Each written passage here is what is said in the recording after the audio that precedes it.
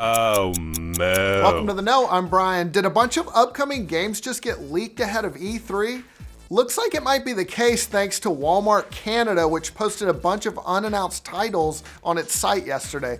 They included stuff like Gears of War 5, Borderlands 3, Rage 2, Just Cause 4, and LEGO DC Villains. It also had some slots for sequels that have been announced like The Division 2, Beyond Good and Evil 2, and The Last of Us 2.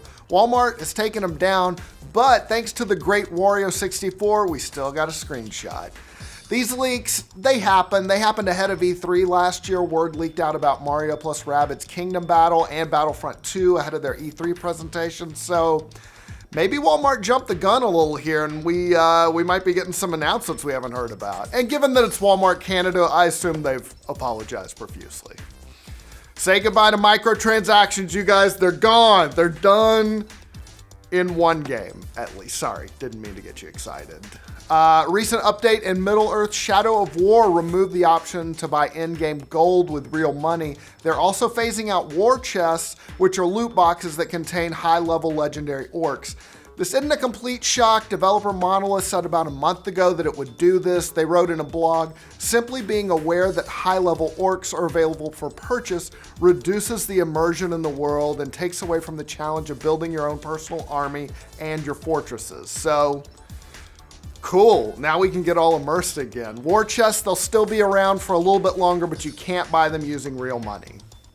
It looks like another console maker has updated its warranty policies after pressure from the US government, and this time it's Nintendo that's backing down.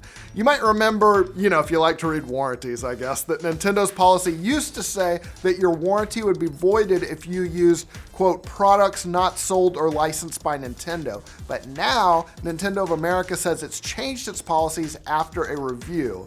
Coincidence? Probably not. It said in a statement, we have updated our warranty text to clarify that Nintendo provides warranty service for defects not caused by the user or by other unauthorized acts. Of course, this is all because the US Federal Trade Commission has told a number of companies, including Nintendo, Sony, and Microsoft, to change their policy because the FTC says it's illegal to tell customers that using an unlicensed repair shop on its product voids your warranty. Basically, the whole thing about you can't remove the sticker, or if you crack it open, it voids your warranty. The FTC is like, nah, that's bullshit. You got to change that. Sony, they've already changed their policy, so we'll see if Microsoft follows suit as well.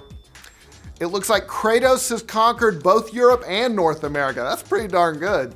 God of War was the top downloaded game in the PS Store in both Europe and North America for the month of April. Of course, it's been a smash hit ever since it's released on the 20th. It's gotten great reviews. Everybody loves it. And Sony says it's the fastest selling PlayStation 4 exclusive in the history of the console. So it makes sense that it topped the charts. The second most downloaded game in both regions was Far Cry 5, while MLB The Show 18 was number 3 in America, and A Way Out, which is a cool game, came in third in the European charts.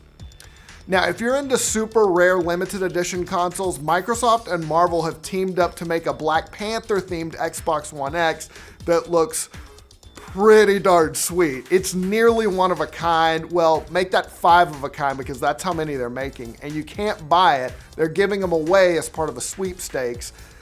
There's a few catches though, of course. You have to be in the US or Canada, but you can enter at blackpantherxboxsweeps.com, and you can do it every day between now and May 29th. Like I said, it looks pretty cool. The box itself has like kind of a combo image of Black Panther and Killmonger. So do the controllers that come with. Oh, and it comes with 2 controllers, so that's worth it in itself. Anyway, pretty cool. If you end up winning, send us a picture because I want to see this. Nintendo says they're releasing a new charging stand for the Switch that will make it easier to play in tabletop mode.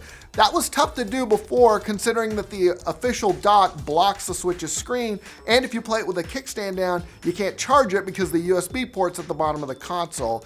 This has been an issue, obviously, for people who like tabletop mode ever since the Switch launched. The kickstand, it's also kind of notoriously flimsy. There are a number of third-party docks that let you play a little bit easier in tabletop, but this is the first time that Nintendo itself has addressed the issue. Anyway, it's available starting on July 14th for $20. If you're a tabletop player, it might be worth checking out. Speaking of the Switch, it looks like the first Monster Hunter game is coming to the console. Well, in the West at least, it's already been out in Japan. We're talking about Monster Hunter Double Cross, which is going to be renamed Monster Hunter Generations Ultimate for the Switch. It's an update, you might remember, of the 2016 3DS game. As with most Monster Hunter games, you'll be hunting monsters. You can join your friends and local co-op or online on big hunts. You're crafting a variety of weapons and armor. It might not be so user-friendly if you've only played Monster Hunter World, though. Oh, but if you played the 3DS version, you can transfer your save over from that, so that's pretty cool. Of course, it's not hard to see why Capcom's doing this, given the massive success of Monster Hunter World. It's definitely now on the radar of a lot of Western players, and we just all want more Switch games, so this makes sense. Monster Hunter Generations Ultimate, it releases for the Switch here in the West, August 28th. Now there's a big, fat, juicy rumor going around in the movie world that Peter Jackson might be eyeballing a DCEU film. Which one, it's anybody's guess at this point, but the rumor surfaced from the folks at theonering.net. They've had their ears to the ground on anything related to Peter Jackson since the late 90s. They say he's currently weighing two options. Option one would be an unknown DCEU film. Option two would be joining up with Amazon's Lord of the Rings TV show. The latter makes sense because Amazon's spending upwards of $1 billion for the rights to that show. It makes sense that they'd want somebody like Peter Jackson involved. He knows a lot about Lord of the Rings. But if there's a DC project that catches his eye, it could be something offbeat like that World War II story Black Hawk that Steven Spielberg's apparently developing.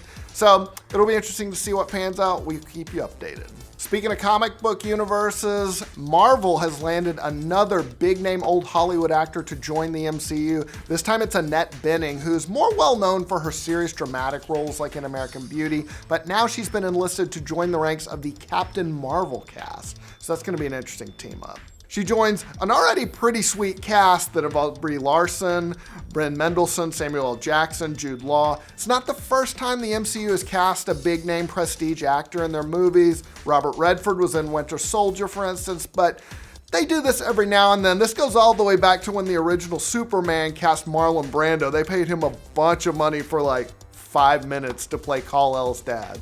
As of right now, it's not known who Annette Bening will play other than she's some kind of scientist, so okay, well, I'm down with that.